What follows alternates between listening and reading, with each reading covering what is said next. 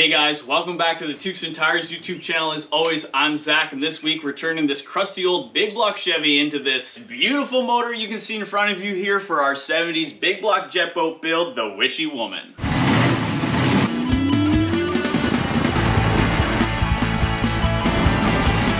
Hey, is that Timmy's? Yeah, because we're in Canada.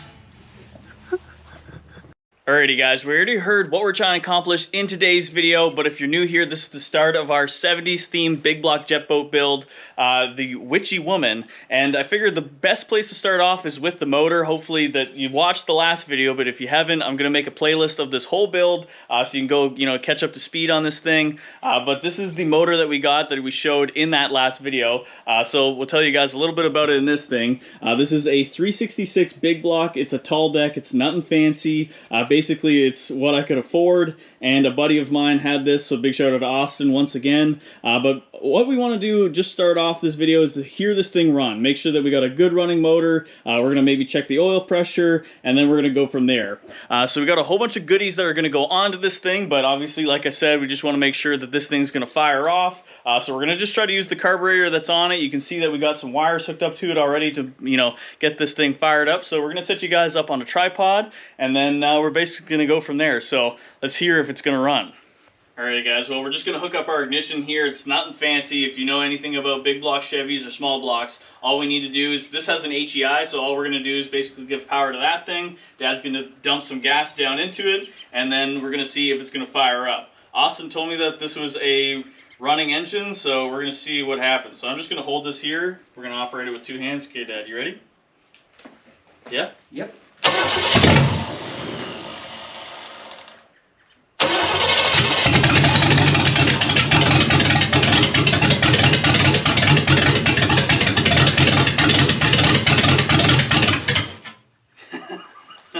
It was like shooting gas all over the place, and this battery terminal was just shaking itself off. But, well, you can hear it runs, so that's pretty cool. Maybe we're going to try to fire it up again here. Maybe I can get this actually in there a little bit better. Were you just dumping a bunch of gas in there? Oh, yeah. Yeah. Alright, here, we'll give her another go. Alright, you ready? Yep.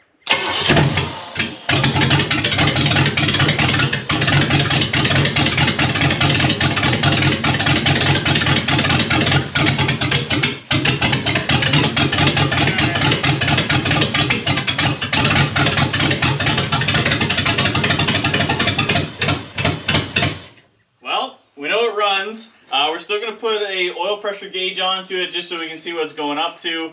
I know this thing is full of oil, but we'll get her a little bit better situated, but you guys can hear that this thing runs. Obviously it's not the greatest because, this is just all some old stuff that was on the motor. Like I said, Austin told me that this thing ran. He actually drove the truck home that this was in. So I was pretty confident in this motor, but we'll get an oil pressure gauge on it, maybe try to get this a little better situated, and then we'll see if we can, I don't know, maybe crack the throttle or something. So we'll come back, and then, yeah, you guys are going to see more of this thing. Alrighty guys, well we got you resituated now. We got an oil pressure gauge on there, so hopefully you guys can see something. We're actually losing daylight out here, so we're going to do our best, but hopefully that thing actually just shoots up to something. Maybe above 40 would be nice. So we're going to get Dad to put some more gas into it once again. I'm going to hold the wires onto it, and we're going to see what it does. Alright Dad, you ready? Yep.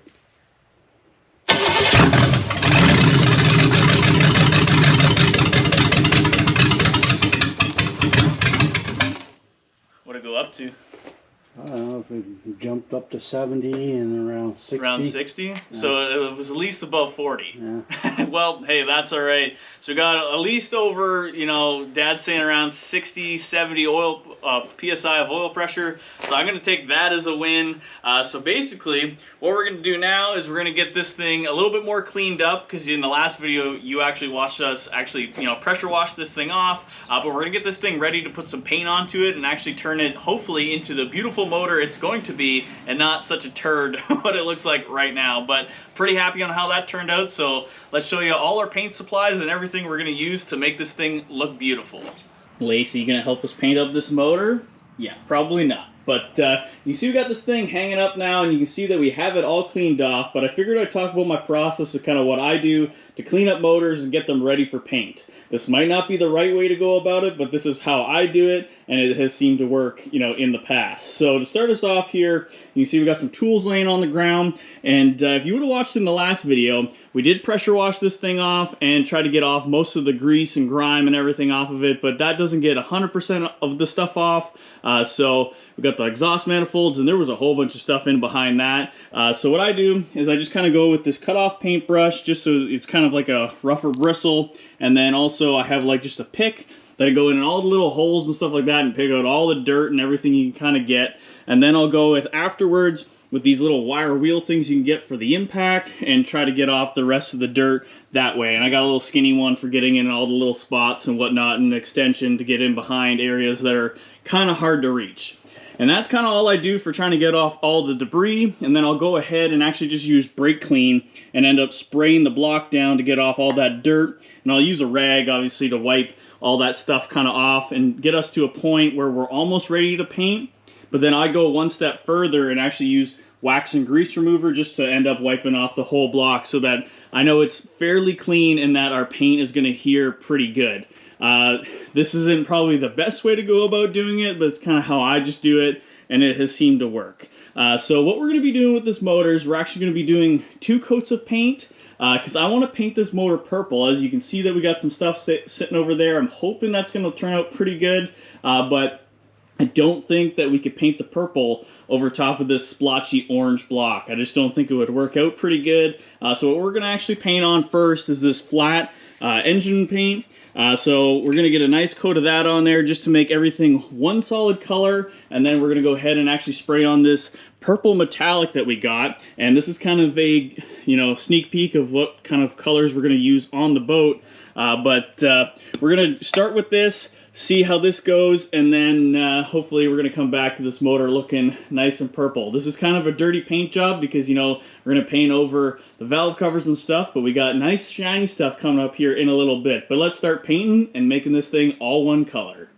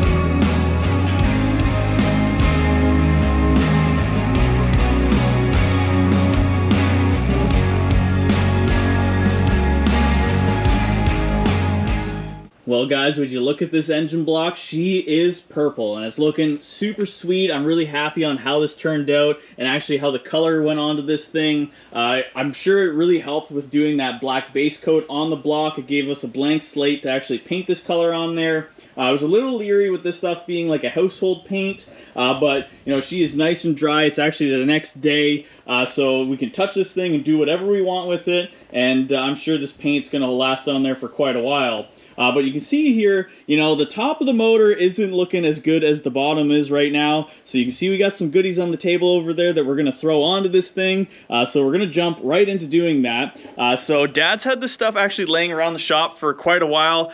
He bought a Big Block a while ago, but it turned out to be junk. So now we might just be temporarily using this stuff just to make this motor look super sweet. So I figured we'd walk you through kind of what we got here on the table and yeah, get this motor looking super cool. So you obviously, to start us off here with this sweet tunnel ram intake. This thing is a little tricky because it is a tall deck. So finding intakes for it are, you know, pretty next to none. But you can see over here that we actually have some adapter plates to take a regular Big Block intake and actually put that onto a tall deck. So hopefully that's going to work out. You can see these are actually pretty sweet. They're like Wellen adapters. It comes with adapters for the China walls. So I just have to find some longer bolts to actually get that on there because it does bring the intake up just a little bit. But hopefully we'll figure all that out. You can see we got a box full of gaskets over there to go with all this stuff. We got some cool taller valve covers that are going to shine up pretty good. Dad was already testing it out there. So it's going to shine up the top of this motor and look super cool. And then we got some, these are Carter carburetors, and they're both 500 CFM. We still have to rebuild these, but I just want to get them on there for now just to seal this motor up. And yeah, so basically what we're going to do is we're going to get this old junk off the motor, get this new stuff on there, and see about making it look a whole lot better. And then hopefully after that, some other stuff shows up in the mail that we can get this motor looking super wicked. So let's get bolting some goodies on. Oh, we're stuck. Oh, hold on. Oh, that's a Lego. That was a heavy one. Dang, guys, would you look at this motor? It's crazy how an intake and some valve covers can totally change the look of something. But you know, this turned out pretty wicked. It was a little bit of a trick actually getting this intake on here with these adapter plates. Obviously, just dealing with you know, having a gasket on the bottom on the head and in between the intake, and then have an RTV on there, just trying to get everything all lined up. But we managed to do it, and it's amazing the weight difference from this intake to the cast iron one. Obviously, I know this one is physically bigger, but it's probably a third of the weight of that old intake on there, so we're saving weight there. And these valve covers, you know, Dad put a spit shine on them, and they turned out pretty wicked from, you know, those old dusty things they were. So, you know, we're changing the whole look of this motor. I know it's only a 366, but you know, it's looking like a pretty wicked jet boat motor. I cleaned up the carburetors as well just a little bit. That one was pretty grungy, and I put the one with the writing out front just because I like the look of it. Like I said, we still got to rebuild these, and I'm still trying to hunt down a rebuild kit for these things. It shouldn't be too hard to find one. Just got to find one I like, because a lot of them say that the gaskets don't line up, so I might have to just go with maybe like an Edelbrock rebuild kit, just because people are saying that all the stuff in there it's a lot nicer to deal with than just a crappy Amazon one. So hopefully we'll find something there. And if you guys notice, I actually got some things on here that we got in the mail. So these are our water adapters for where the water pump used to be and the top thermostat housing. So just because we're not putting this back into a car, we no longer need a water pump or a thermostat. So I just bought these things off of Amazon, or eBay I should say, that they're just like billet aluminum, and they're tapped for like a 1/2 inch MPT, just because basically our jet pump or jet drive is going to become the water pump and actually going to pump water through this motor. But actually, once we get this thing into the boat, we'll talk more about how that's going to work. But that's a little bit down the road. For now, we're just getting that stuff mounted on there. But this thing is looking pretty sweet for what it is. But we actually have a few more things that we got in the mail, so I'm going to set you guys up on a tripod, show you that stuff, and we're going to get it mounted on there to make this thing look even more like a jet boat engine. So Lacey, what do you think? Huh? She was just sleeping, so she doesn't really care. So now that we have this new intake setup on there with our valve covers and the motor's already looking pretty cool, I figured we might as well add a couple other jet boat goodies to this thing to just make it go over the top. But you might be asking yourself, hey Zach, in the last video you said that this was going to be a budget built jet boat, and I just wanted to say that you know, everything that we basically mounted to this engine so far, that we had that in the shop, other than these you know, the thermostat adapters and the water pump adapters. But you know, my dad had this stuff basically sitting on a shelf collecting dust. He was going to build a big block for a car that he was doing, and just never happened. So I figured we might as well use it. And right now it's not costing me anything other than the rebuild kit that we're going to buy for these carburetors. And, you know, right now it's basically going to be free other than that.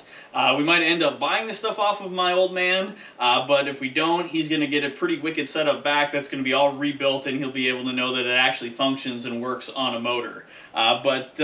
You know, we got some other cool goodies here that we're going to mount to this thing other than that, and these things were basically the cheapest thing that you could buy on eBay, so I definitely did some searching and hunting to find this stuff. But to start us off here for motor mounts, because we do have to mount this motor into the boat at one point, I figured we might as well start with that.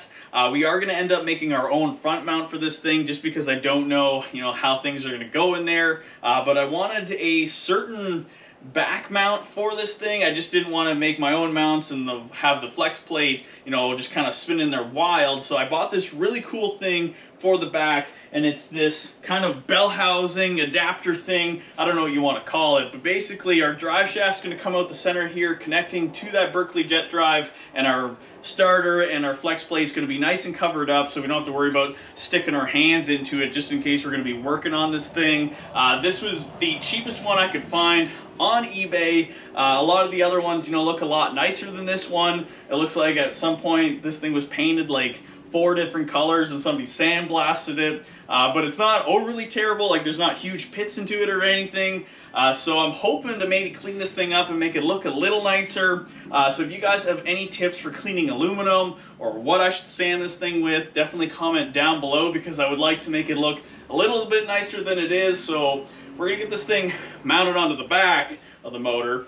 But for exhaust, you know, I didn't want to do like a through-hauled like kind of exhaust system where, you know, the tips kind of come through the back. I'm not a huge fan of that. I wanted it to be more so big and obnoxious, and to match this huge intake we got in here, we had to go for an over-the-haul design. And if you actually search up, I think it was either Jet Boat or V-Boat Big Block Chevy exhaust, this is one of the options that will come up, and they're actually pretty reasonably priced for what's out there. So there are these wicked, humongous, over-the-haul jet boat headers. So the primary tubes on these things are like almost 2 inches, and they do have the adapters just in case you want to do like the water injection into these things from your upper water adapter. I don't know if we're going to go that route, because I might want to put a wicked cam into this thing, and we can't have overlap with that. We would have to put like a marine cam into this motor, and I don't want to do that. So basically we're just going to block all these ports off, and these headers are probably just going to turn like blue, but these things are absolutely wicked for the price that they were. So, you know, we're going to get all this stuff mounted onto the motor, show you guys what it looks like, and then yeah, go from there, because I think it's going to look absolutely insane. So we'll come back to once it's looking like that. Dang, guys, would you look at those friggin' headers on there? Those things are looking absolutely wicked. I love how they look on there. It gives it the aggressive kind of feel I was going for. And these tubes are actually 2¼ inches, so they're absolutely humongous. I still might try to look into some kind of baffles to put into the back of these things. If you guys know of any links for a 4-inch baffle, definitely comment that down below. I'll definitely be interested in that info, just because, you know, this thing is probably going to be a little loud out on the lake, and you know, want to keep it maybe a little quieter. But yeah, they look super wicked, and we got this back cover on there, and it's looking, it fit on pretty well, perfect. Other than the starter, I had to clearance out in the aluminum just a little bit to actually fit this bigger starter in there. If I probably went with a high torque mini starter, I would have had no problems actually bolting it up in. But this way, if we ever have to change a starter or whatever, we're not going to have any problems actually finding one. So that's looking cool. We got it bolted down to the cart with that thing, so it made this thing nice and sturdy now for actually pushing it around. Yeah, you know, this thing is looking absolutely wild. It's pretty much ready to go into the boat. We are going to want to fire this thing up before we actually put it in there. But like I said before, I'm still waiting to try to find a rebuild kit for both of these carburetors. I haven't done that yet. We did actually get our distributor in the mail, so I had to buy this smaller. This is a knockoff MSD one. I think it says Dragonfire. But the whole reason I had to find this a very, I don't know what you want to call it, specific one, is with this collar that you can adjust. Because obviously with this being a tall deck and us putting this 3/8 plate on here, I had to get one where I had to adjust it myself, just because this is actually going to stick down in the block just a little bit further. So hopefully this thing's going to work. It was the cheapest option off of Amazon. I might change out the bottom gear to a brass one, just so we don't chew up the cam, just in case. You know, I'd rather have to just pull the distributor out if we ever have any problems than ripping the whole cam out. That'd be a whole lot easier. So yeah, this thing is pretty well perfect. We're gonna wait to actually fire this thing up until I get some rebuild kits for those carburetors. But if you guys have any idea what kind of scoop I should get for this thing, definitely comment down below, because I'm looking for any options. What do you guys think will look cool? If we should go with more chrome, or if we should do like a painted one. So if you have any links for those or any kind of style, definitely you know what to do, drop it down below. But this thing is looking awesome for what it is. So hopefully, I don't know what we're going to be doing in the next video. Most likely trying to cut that jet drive actually into the boat. I don't have the rebuild kit for that yet, so we're just going to put that thing in the way it is, just fit it all, and then we'll end up ripping it back out and doing a whole rebuild overhaul on it. And then we should be able to fit this motor into the boat. So I think that's kind of what's going to be happening next, us cutting that up. I have a few things going on here that I need to kind of tackle just on my own, just in the shop, just with other projects, trying to fix my daily. Probably not going to film any of that, but I kind of need to get that done so I have a vehicle to drive around. Yeah, what do you guys think of this motor? Does it look cool for a 366? And or did we make the wrong decision and we should have got something better? But you guys, you can debate that down in the comments, but I'm absolutely loving this thing. You know, I don't think it could get any cooler for the price range that we built it on. So I will, if you guys are curious on the price of what everything is, I can definitely answer your questions in the comments. But I think that's going to do it for this video, guys. You're going to catch us next time, probably working on the boat, but you'll just have to wait for that adventure. So thank you guys so much for watching. Thank you guys so much for subscribing. And as always, don't forget to salute the beaver. We'll catch you next time.